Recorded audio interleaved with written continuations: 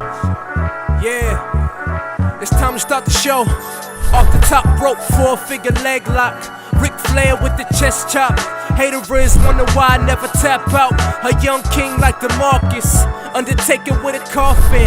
Choke slam so often. Stone Cold Steve Austin. Man, the boy keep flossing. Man, the boy keep talking. I'm with David. Top five. Wrestling with Things, giving you an episode in this late October edition of this segment. David Joseph here, joined by Sammy Joseph, per usual on this video talk show on all things sports and entertainment and sports.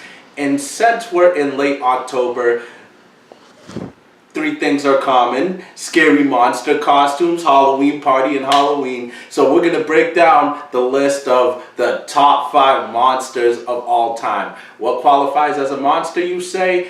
Any pro wrestler that made his name off being a freak of nature, a super heavyweight, and literally and figuratively a supernatural force in and out the ring. And Sammy, I'm going to let you run down your list first. The list I got is going to be pretty I'm going underrated, and I'm going with somebody who had a lot of impact. So number 1, we got to get The Undertaker out of the way. Number 2, we definitely got to go with Big Show. Number 3. Wow, the second best monster of all time. The second best. Wow. If you really think about it, you really got to think about it. Is the name he made was somebody that we never even seen before. When we seen Big Show, we haven't seen nothing like that since Andre. But going back, I'm gonna go Kane, and then I'm gonna go Vader, and the last one is really underrated, but I'm gonna go with Big John Studd.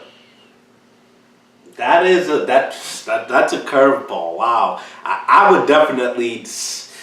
I don't know about Big Show. As much as I respect his career, I don't know if he fits into that hierarchy and that elite level. He's not in that much of elite. Think about when he came in now. Paul White just ran down the whole locker room. It was impactful. WCW.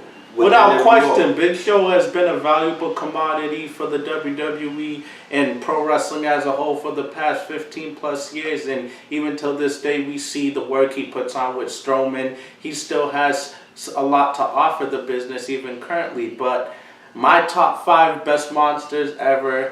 Number 5, I got Vader. The man's very, very underappreciated. WCW, WWE, you name it. He delivered. He is so underappreciated when it comes to physical, hardcore matches. He's had great matches with the likes of Cactus Jack and Sting. The list goes on and on. The Undertaker, and he's just so agile for a 400-plus pounder. He has to be my 5. Number 4 is Kane. The guy has been doing this for so long. His longevity is amazing. He is one of the most durable superstars ever, and that's really hard for bigger men to do, and that's unprecedented for guys that are 6'10" and above to be able to be that durable and that valuable for so long. And Kane is just the ultimate professional. Number 3, for me, it was a nail biter, but I gave it to Andre the Giant,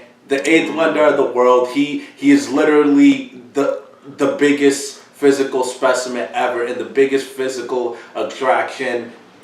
Not like that, but you get what I mean. The biggest attraction that sports entertainment has ever had. 7'4", 520 pounds. I don't know about that one. I got him at 3rd. I don't know. Number 2 is The Undertaker. I mean, this man needs no introduction. I mean, he's the dead man. He's been loyal to the WWE for 20 plus years. He's been the supernatural character. He's been the American badass. But predominantly, he has got the respect of the locker room and the fans that even as silly as that zombie character that he portrays, he's kept it relevant for so long, and he's so good at what he does. Countless WrestleMania moments and great 5-star matches. he's number 2. Number 1's gonna come to a shock because a lot of people, even the casual fans, might be like, oh, he said The Undertaker, so who the hell is 1? Yeah. Number 1 is the Beast incarnate, Brock Lesnar. You might be thinking on the surface, he's not exactly a monster, but he is. He's been a monster ever since he's came in. He was labeled the next big thing and lived up to the hype. NCAA champion, WWE champion, Universal champion, UFC world champion. He's done it all. IWGP world champion. He went to Japan and won their world championship. He barely loses. If Brock Lesnar loses straight up, you're shocked and you damn near dump your pants and you know what your pants. And he is just an unstoppable force. The street gave him an extra notch of invincibility. He is damn near invincible. He might be the closest thing to unbeatable in the WWE that we've ever seen, because we know in real life he's close to unbeatable. And that's what makes him the best monster. But I have 2 problems with that. Andre, what? I have 2 problems with that, because Andre the Giant, if you really think about it, most of his career, he was the lovable giant. He was the face. He got the respect of the lumber room as the face of the company for Vincent Sr. And the second problem, still a monster. He was, but he was lovable. He wasn't really somebody you were scared of. You wanted to be around Andre. You wasn't terrified of him. And Brock Lesnar, is he really considered a super heavyweight?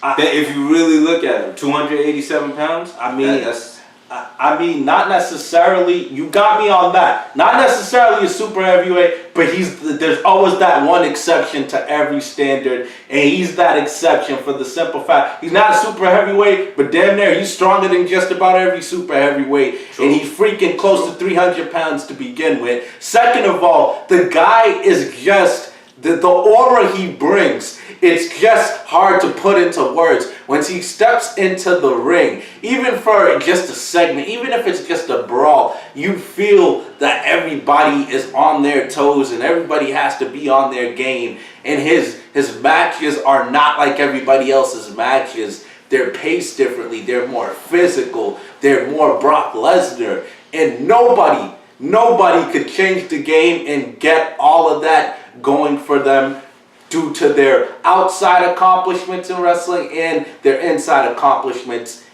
and have it be one and the same like Brock Lesnar. It's amazing. It is true. It is true. His kayfabe is real life. His real life is his kayfabe. But I gotta pose this question: If you're gonna use that for Brock Lesnar, do you use that for someone like Goldberg back in his prime?